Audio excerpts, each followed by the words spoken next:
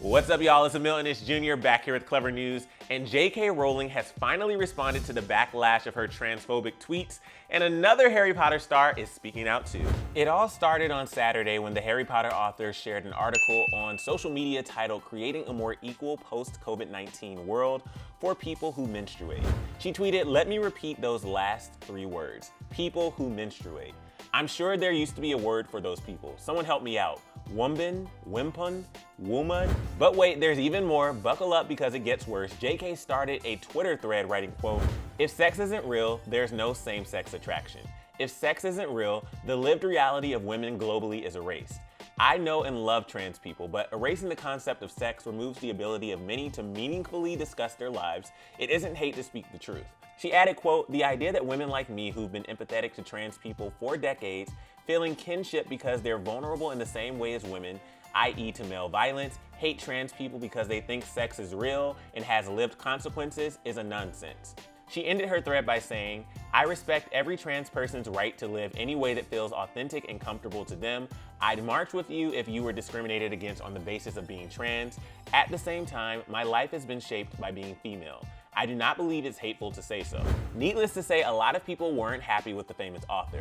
Harry Potter himself delivered a powerful message against J.K. Rowling earlier this week saying, "Transgender women are women. Any statement to the contrary erases the identity and dignity of transgender people and goes against all advice given by professional healthcare associations who have far more expertise on this subject matter than either Joe or I." He added, "It's clear that we need to do more to support transgender and non-binary people, not invalidate their identities, and not cause further harm."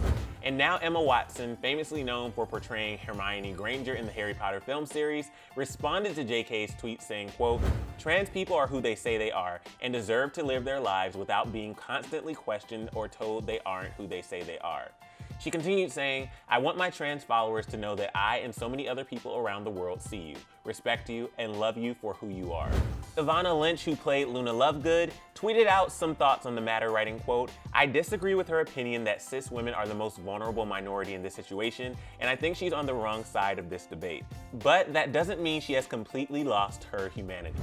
Eddie Redmayne, star of the Fantastic Beasts film franchise, spoke out with the same sentiments towards JK saying, quote, "I disagree with Joe's comments. Trans women are women, trans men are men, and non-binary identities are valid. I would never want to speak on behalf of the community, but I do know that my dear transgender friends and colleagues are tired of this constant questioning of their identities, which all too often result in violence and abuse. They simply want to live their lives peacefully, and it's time to let them do so." There are so many others who came out against the famous author, from celebrities to everyday people. After all the backlash, JK finally decided to respond with a lengthy blog post on her own personal website. JK started off by explaining her interest in trans issues. For those that don't remember, JK first came under fire because of a like of a transphobic tweet. She claimed it was an accident, writing, "When I started taking an interest in gender identity and transgender matters, I began screenshotting comments that interested me as a way of reminding myself what I might want to research later."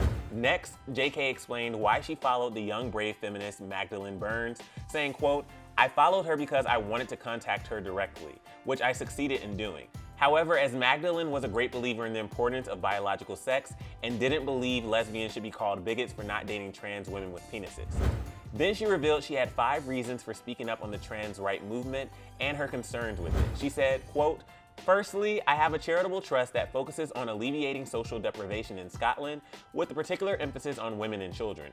She added, "The second reason is that I'm an ex-teacher and the founder of a children's charity, which gives me an interest in both education and safeguarding." JK admitted she feared the effects that the trans right movement would have on these groups. Her third reason was simple: freedom of speech. Her fourth reason was a bit more complicated. She said, quote, "I'm concerned about the huge explosion in young women wishing to transition, and also about the increasing numbers who seem to be transitioning, returning to their original sex because they regret taking steps that have in some cases altered their bodies irrevocably and taken away their fertility."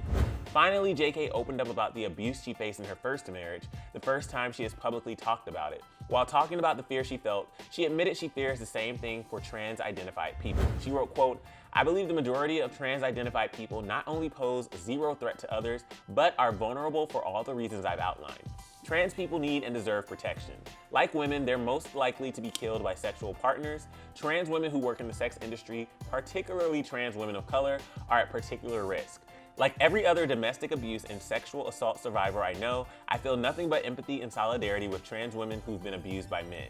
JK continued saying, so I want trans women to be safe. At the same time, I do not want to make natal girls and women less safe. When you throw open the doors of bathrooms and changing rooms to any man who believes or feels he's a woman, and as I've said, gender confirmation certificates may now be granted without any need for surgery or hormones, then you open the door to any and all men who wish to come inside. That's the simple truth.